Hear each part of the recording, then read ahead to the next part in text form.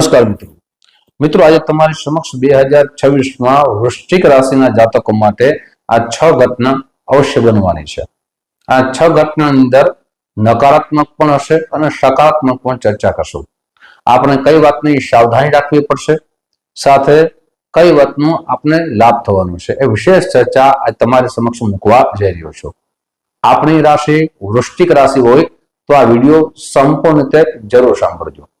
મિત્રો સૌથી પહેલા ગ્રહ ગોચરની સ્થિતિ જાણીએ તો ગ્રહ ગોચર પ્રમાણે આપના જે શનિદેવ છે એ આપના પંચમ ભાવમાં છે, રાહુ છે આપના ચોથા ભાવમાં છે, કેતુ છે એ આપના દશમ ભાવમાં છે, ગુરુ છે આપના અષ્ટમ ભાવમાં છે। હવે વિદ્યાર્થી માટે જે સમય છે, મિથુન રાશિમાં અત્યારે બૃહસ્પતિ ગોચર કરી રહ્યા છે અને વિદ્યાર્થી માટે જે પૂર્વમાં મહેનત કરતા હતા અત્યારે પણ એ જ મહેનત કરવાની છે। સારું પરિણામ જે ઈચ્છા રાખો છો એ મે મહિના સુધી મધ્યમ પરિણામ મળશે, પણ આપને મહેનત તો સતત કરતી રહેવાની છે, નિરાશ થવાની કોઈ પણ જાતની જરૂર નથી। મે મહિના પછી એટલે કે 2 જૂન પછી બૃહસ્પતિનું રાશિ પરિવર્તન થશે અને એ નવમ ભાવમાં આવશે। નવમ ભાવ છે એ ઉચ્ચ શિક્ષાનો છે અને કર્ક રાશિમાં આવશે, એટલે તમારી મહેનતનું પરિણામ અવશ્ય રીતે તમને પ્રાપ્ત થશે। પણ 2 જૂન સુધી આપની મહેનત છે એનું પરિણામ ન આવે તો આપને જરાય નિરાશ થવાની જરૂર નથી। આ પહેલી ઘટના આપના જીવનમાં બનવાની છે। ઘણા બધા વિદ્યાર્થીઓ જે મહેનત કરતા હોય અને પરિણામ ના આવે તો ખૂબ નિરાશ થઈ જાય છે। મિત્રો, નિરાશ થવાની જરૂર નથી, સફળતા જે મહેનત કરે છે એને ચોક્કસ રીતે મળે જ છે।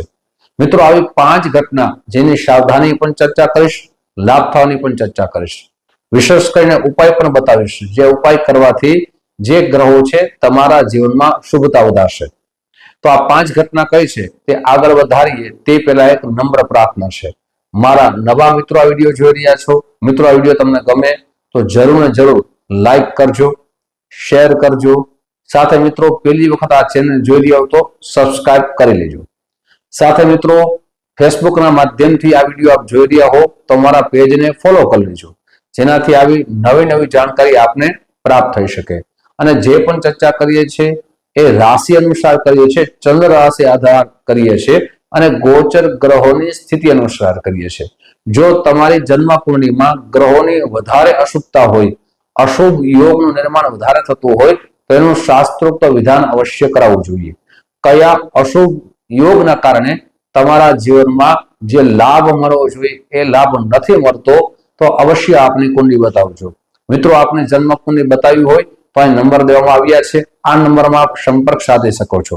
સંપર્ક કરવાનો સમય સવારે 10 વાગ્યાથી લઈ બપોરના 1 વાગ્યા સુધી છે, સાંજે 5 વાગ્યાથી લઈ અને રાત્રે 9 વાગ્યા સુધી છે। મિત્રો, હવે બીજી ઘટનાની આપણે ખાસ કરીને ચર્ચા કરીએ તો બૃહસ્પતિ છે એ અત્યારે અષ્ટમ ભાવમાં છે, પણ ખાસ કરીને બૃહસ્પતિની દ્રષ્ટિ છે આપના માટે ખૂબ લાભકારક બનશે।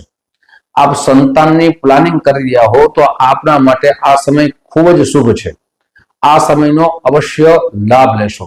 ઘણી વખત સમય ચાલ્યો જાય અને એ સમય ચાલી ગયા પછી આપણે પ્લાનિંગ કરીએ તો એ પરિણામ આવતા ખૂબ જ વાર લાગે છે, તો સંતાન માટેનો સમય ખૂબ સારો છે। સાથે સંતાન બાબત કોઈ પણ પ્રકારની ચિંતા હોય તો ચિંતા અવશ્ય દૂર થશે, મતભેદ થતા હોય એ પણ અવશ્ય દૂર થશે જ્યારે બૃહસ્પતિ કર્ક રાશિમાં આવશે, એટલે તમારા જે સંતાન બાબતના પ્રશ્નો છે એ હળવા થઈ જશે, એમ કહી શકાય, દૂર થઈ જશે। ત્રીજી ઘટનાની વાત કરીએ તો ત્રીજી ઘટના રાહુ દ્વારા થવાની છે। રાહુ છે એ આપના ચોથા ભાવમાં છે, તો આપણે ખાસ કરીને સાવધાની એ વાતને રાખવાની છે કે આપના માતાની જો તબિયત ન બગડે તેની સાવધાની રાખજો। આપ કોઈ મિલકત લ્યો અથવા મોટી ગાડી લ્યો તો એના કાગળિયા તપાસ કરીને આગળ વધવું જોઈએ। જમીનને લગતા જે પ્રશ્નો છે તેમાં સાવધાની રાખવી ખૂબ જરૂરી છે, જેનાથી આપને નુકસાન ન થાય।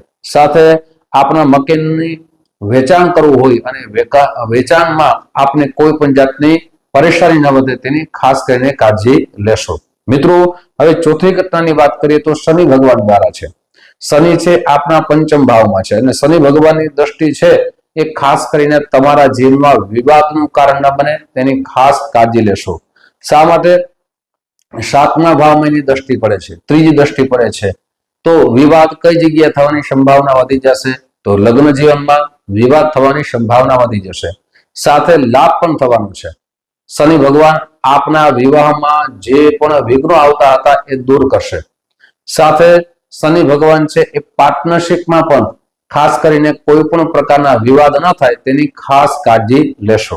મિત્રો હવે પાંચમી ઘટનાની વાત કરીએ તો સૂર્ય ભગવાન, કેમ કે સૂર્ય ભગવાન છે આપના 10મા ભાવના માલિક છે, 10મા ભાવના માલિક છે અને સાથે ત્યાં કેતુ પણ બિરાજિત છે. કર્મનો ભાવ છે 10મો છે, કેરિયરનો ભાવ 10મો છે, તો 10મા ભાવમાં સૂર્ય ના એના સ્વામી થાય છે, તો આપના કેરિયરમાં આગળ વધી જશો. આપની જે પણ પેલા વિઘ્નો આવતા હતા એ વિઘ્નો દૂર થશે, સાથે આપની નોકરીમાં પ્રમોશન થવાના સુંદર મજાના યોગ નિર્માણ થઈ રહ્યા છે. આપ નોકરીની શોધમાં છો તો નોકરી સારી મળશે એવા યોગ નિર્માણ થઈ રહ્યા છે. સાથે સરકારી કામકાજમાં પણ આપણે અવશ્ય લાભ થશે. હવે છઠ્ઠી ઘટનાની આપણે ચર્ચા કરીએ તો એ પણ બૃહસ્પતિની છે. બૃહસ્પતિ આપના 9મ ભાવમાં આવશે. આપ ઉચ્ચ શિક્ષાની પ્રાપ્તિ કરવાના જે પ્રયાસ કર્યા હતા એ પ્રયાસ આપનો સફળ અવશ્ય થશે. એટલે એમ કહી શકાય કે એ છેલ્લા 5 મહિના આપના માટે ઉત્તમ જવાના છે. મિત્રો આજે તમારી સમક્ષ આ 6 ઘટનાની વિશેષ ચર્ચા કરી છે. હવે આપને શું ઉપાય કરવા જોઈએ એ ખાસ કરીને સાંભળી લેશો. પ્રતિ દિવસ હનુમાન ચાલીસાના પાઠ કરવા જોઈએ. મંગળવારના દિવસે લાલ રંગની વસ્તુનું દાન કરવું જોઈએ. મિત્રો આવી ચર્ચા તમારી સમક્ષ મૂકતો રહીશ. નમસ્કાર.